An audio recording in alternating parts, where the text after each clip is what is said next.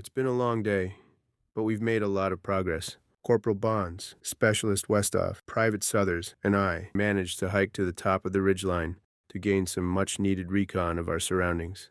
The view was unlike anything I've ever seen before. To try and describe it, it must be what Earth looked like before the dawn of civilization. Treetops and nature lining the horizon in almost every direction, undisturbed and untouched by other life.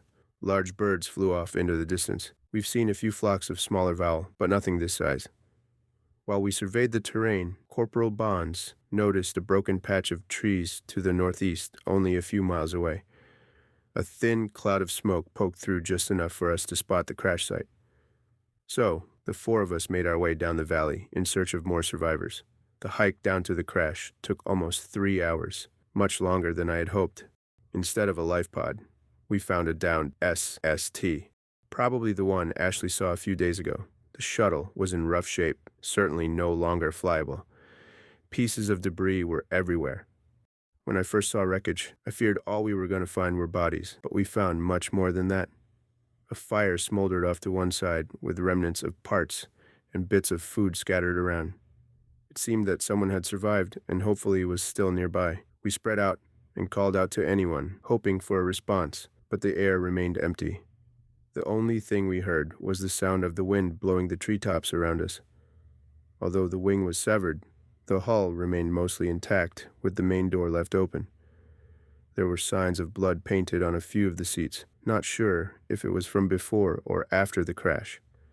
Surprisingly, the transport still had plenty of power as we checked the cockpit. Most systems were operational, including the main turret on the underbelly. I plugged in this tablet and downloaded the pilot's log. Some of it was corrupted, I suspect damage to the memory core, but I was able to retrieve the last few entries for a look later on. Comms were damaged, but Westoff thought it might just need a new connection to the antenna. Southers noticed footprints all around the site. It was clear that someone was using this for shelter. There were some boxes of supplies left in the cabinets above the seats, a few rifles laid around with live rounds and boxes under the seats. For us, it was some much-needed ammunition. However, at this point, the hours were running thin as the day grew on. No way we would make it back to camp before nightfall, and I don't want to take the risk of being out there in the woods with God knows what hunting us. Westoff is already uneasy being out in the woods in the dark as it is. We decided to make camp here in the wreckage. Maybe we'll get lucky, and the other survivors will come back. Guess it's time to call it a night. Sounds like we got a big day ahead of us tomorrow.